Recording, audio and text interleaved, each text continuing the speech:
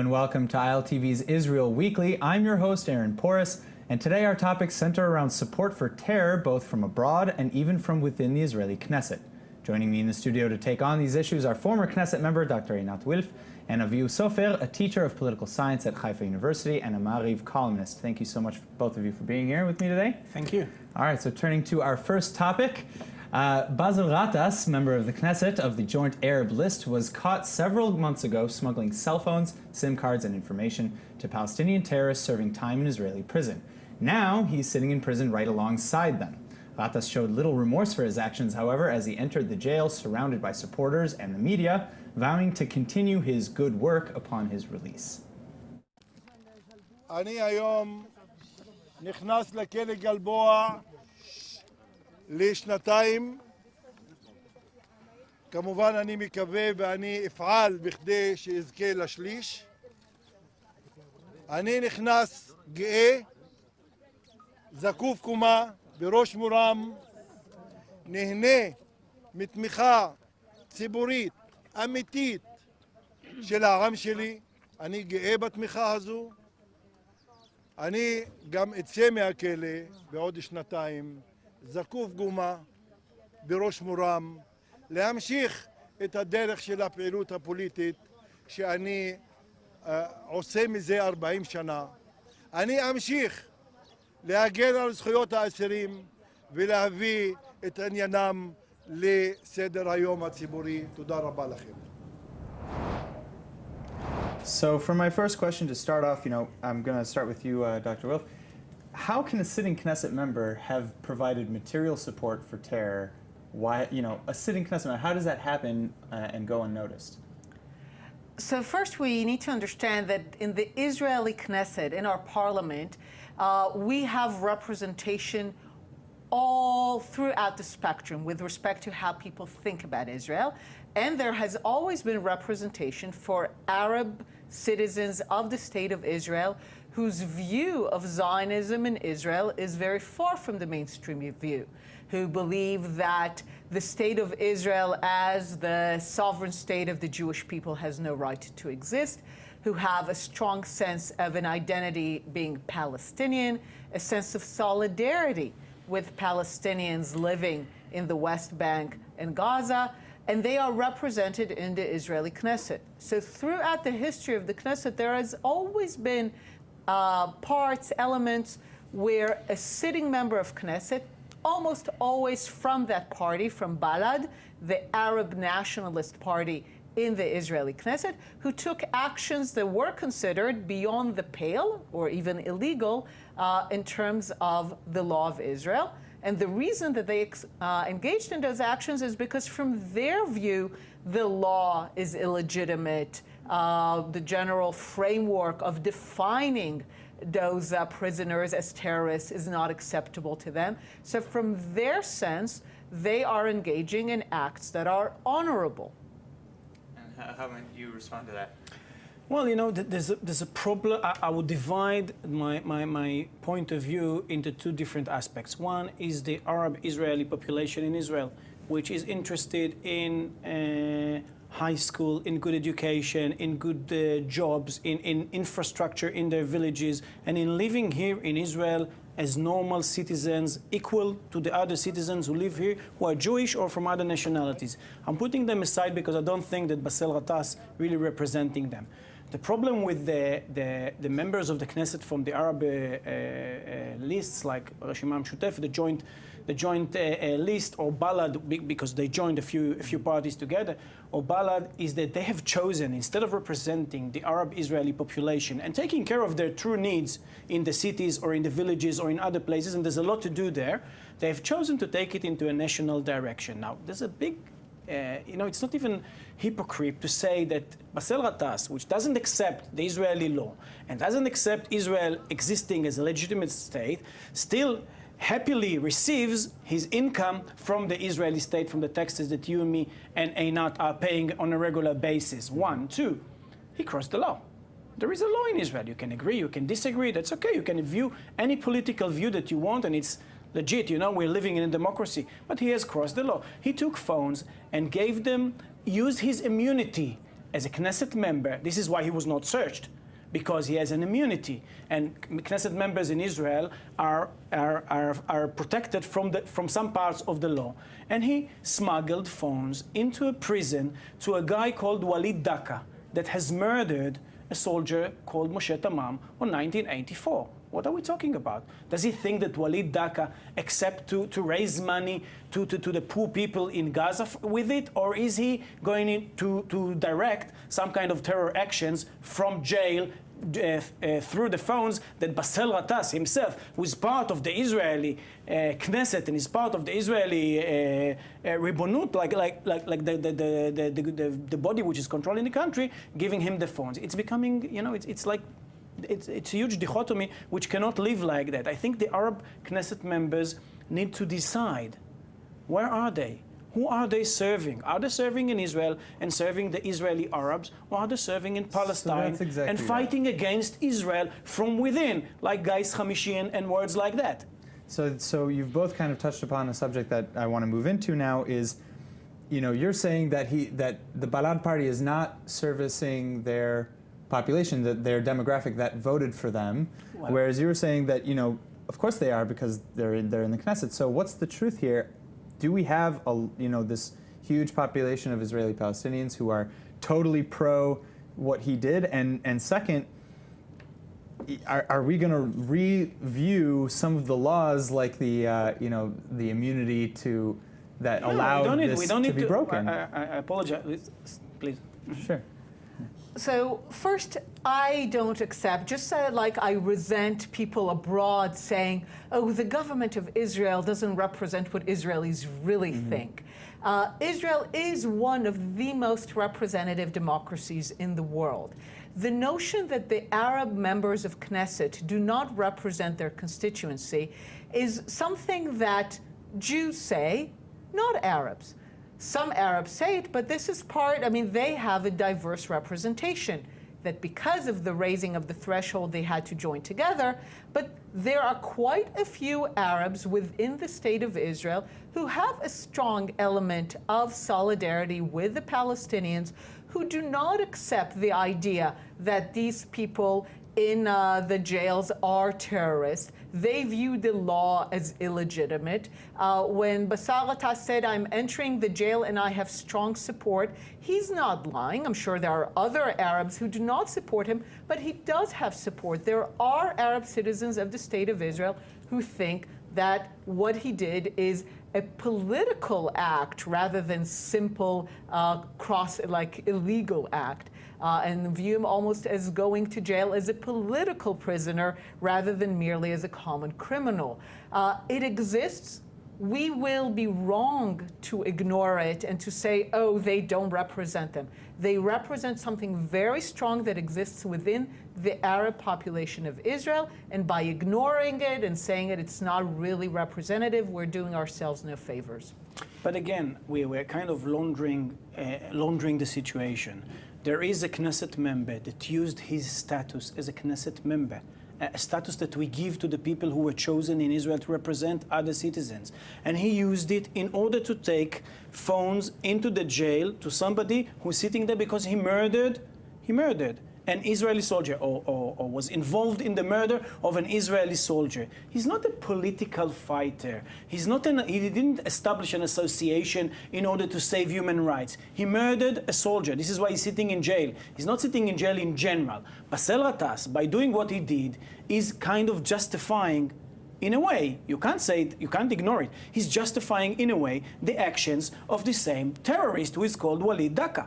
It's as simple as that. By doing what he did, he's justifying a murder of an Israeli soldier. This cannot exist even in a democratic country as Israel. We can be as open as we want, liberal as we want, but we can't shoot ourselves in the foot. So people like that, we don't need to change the immunity situation of the Knesset members. We need to make sure that people like Ghatas, who do not understand where are they sitting, and he doesn't understand where is he sitting. He said he doesn't want to apologize as well. Mm-hmm. He went to a deal with the Praklitut and so on in order to make his punishment easier, but he doesn't want to apologize because he's looking at his what we call base, like at his voters in the future that might accept his act as something novel and and so on and so on. But the guy crossed the law, as simple as that. And you know, the way he was caught is so humiliating. You know, I don't want to get into details how it was done, but it's humiliating. It's humiliating that people like that sit in the Knesset and represent whoever is in the Israeli country. So if I take that further, you know, here you have a political activist making a political statement, In his view. bending the law, breaking the law. Breaking law, yes. Now, Breaking the law, yeah, we have to go. does that, you know, doesn't that set a very dangerous precedent, you know, and forget the Arab, but also the If he was Jewish, it's ultra-Orthodox the or same way, Reform. Iran. It's not the... Yeah, you know, what's to stop a different Knesset member or a different politician from doing whatever it is that they want and getting, you know, a slap on the wrist, you could say. Let's start with the fact that he is going to jail because he has broken the law. Before you continue, Yeah. once he's released, can he continue and rejoin politics? Basically, yes. We have quite a few people who have served. I mean, Shas, Aryeh Deri, he served for corruption charges as a politician, and he's going back into politics. That is possible within our system. The idea is that the people should vote and the people should have a voice. So what's to stop him? He is going to jail because he broke the law. All I'm saying is that we need to understand how it is perceived in his community. By ignoring it, by telling ourselves a simple story that he has no base, he has no support. That's not true. There are many who view his actions as actions of political defiance. We used to have members of Knesset who met with PLO representatives when that was illegal. And then the law was repealed, and as we wrote back history, it was considered a noble act that they did it, even though that was against the law. So it all ultimately will depend on how we will view it in retrospect. Will we in retrospect say, really, these prisoners were not terrorists, but was part of a struggle where both sides killed people, and therefore we understand how we did it? Or we just say, no, absolutely illegitimate, criminal, and there's nothing legitimate in that. And it should be known, the people of Balad historically have always been the ones to really challenge the limits of the Israeli democracy. They have always been the ones to raise questions among moderate Israelis to say, are we going too far by including them? And in this case, we're not including him. He is going to jail, but we do need to know he is not without support among Arab Israelis. You guys have left us with a lot to consider. But moving on, the ongoing crisis in the Arab Peninsula is deteriorating since Qatar refused to meet the demands set by its Arab neighbors by their set deadline. The Sunni states of the Gulf and Egypt are imposing sanctions and blockades on Qatar and have given Doha a list of 13 demands to meet if they want the punishments lifted. Among the items on the list, Qatar would have to close its international broadcaster Al Jazeera, end contact with the Muslim Brotherhood and similar terror groups like Hamas, dramatically reduce cooperation with Iran, and submit to monthly compliance checks. The consequences of failing to comply with this list haven't been detailed yet, and Qatar was given an extension to meet it, but it's not looking like Qatar has any intentions of playing nice.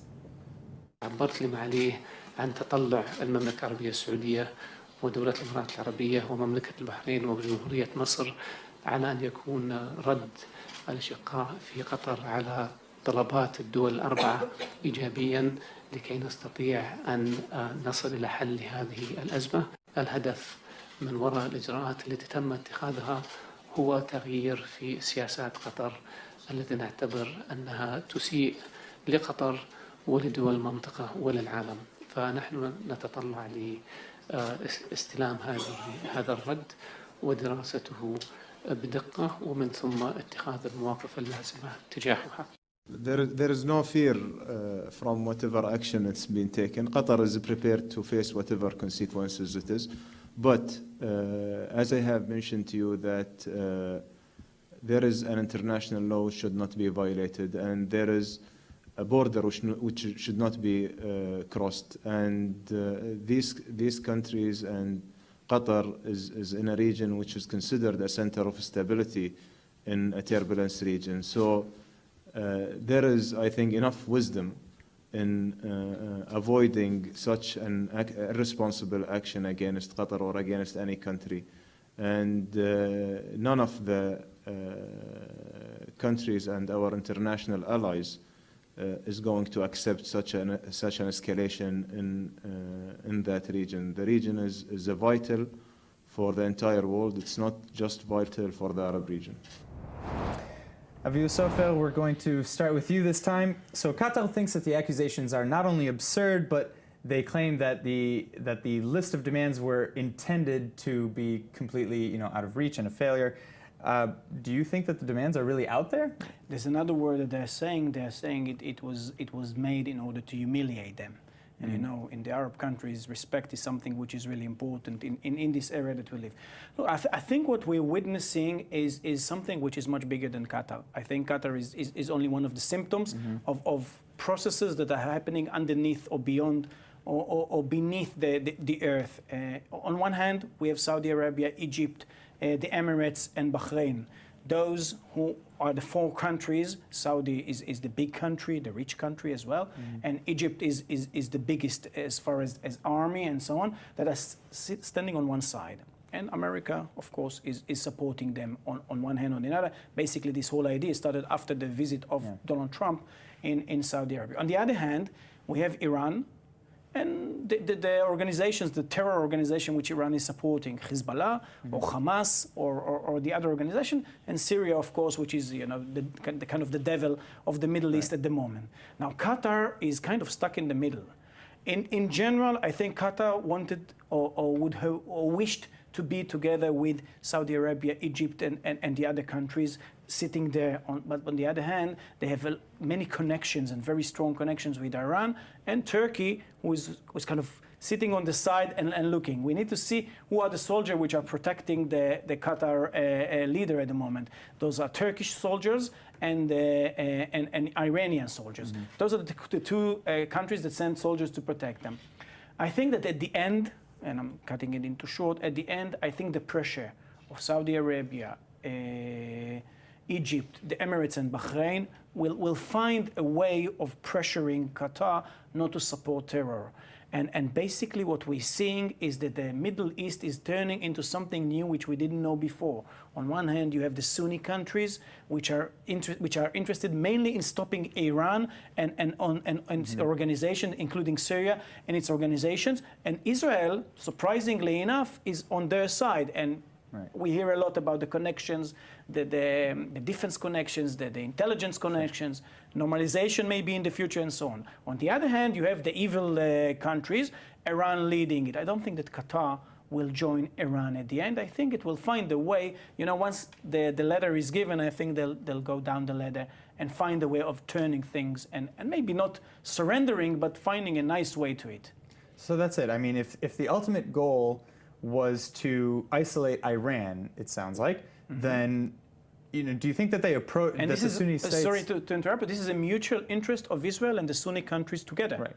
Something which didn't exist in the which is what is basically so-called the enemy. When you speak in Saudi Arabia with Israel is still the enemy, but underneath it's a different connection. But that's it. So if everybody's looking at Iran, do you think that the Sunni Arab states approached Qatar first, saying join us against Iran, and Qatar said no, I can't, and then that's what brought us to where we are?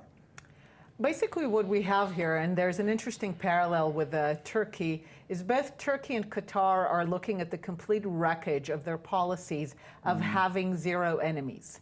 Qatar has declared quite early on they have a sense of themselves as a small, threatened presence. They have many natural resources. They're very small. So their policy, which was crafted quite early on, was we want to be okay with everyone. We're not going to make enemies of anyone. That was also separately Turkey's idea of zero enemies on either border. They have failed completely with that. The same is happening with Qatar.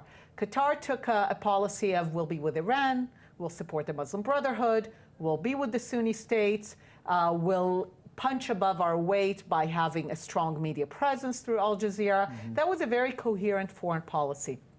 But at one point it began to backfire, as it seemed that its effort to be friends with everyone was not gaining much support among those who are saying, okay, you have to choose sides. And the real battle here is these the Sunni states, especially Saudi, are saying, you're with us or against us. And Qatar is saying, we don't want to choose. We want to be able to be okay with everyone. And all the demands of the Saudis are intended to force Qatar into a choice that it is very afraid of making.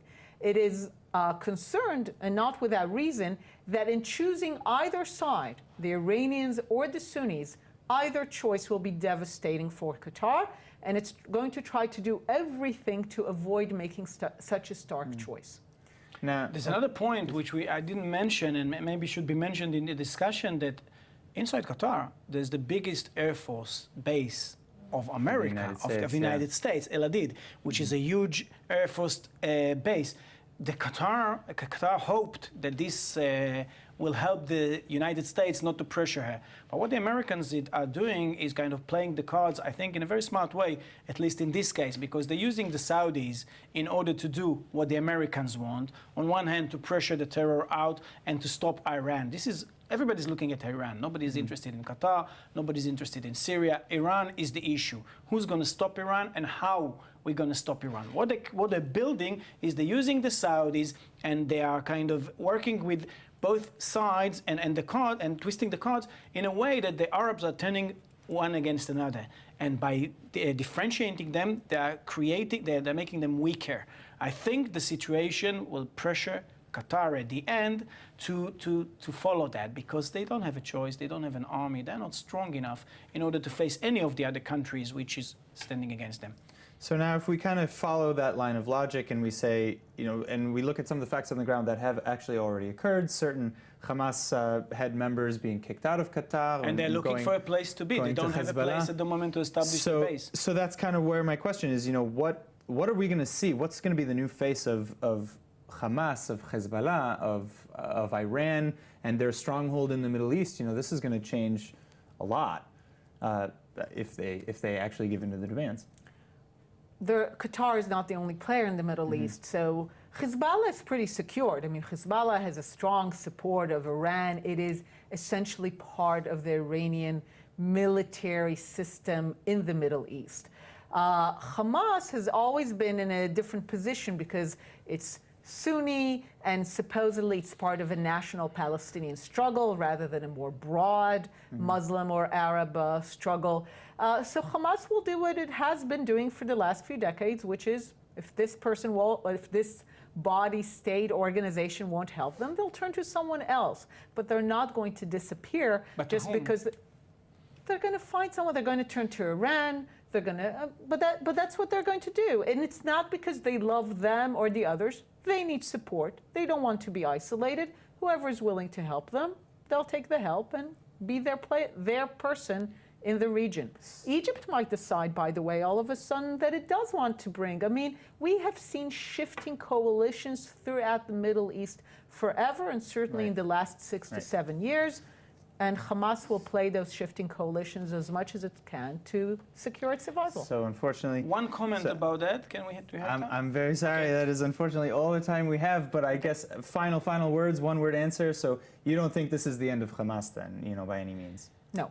No. I don't think it's the end of Hamas, but for the first time, Hamas was mentioned in the list of terror organizations and not as a Palestinian organization fighting for justice or fighting for freedom. This is a different story. I think the Middle East have changed, the president in the US have changed, and the interests of America are pulling the situation to a different place.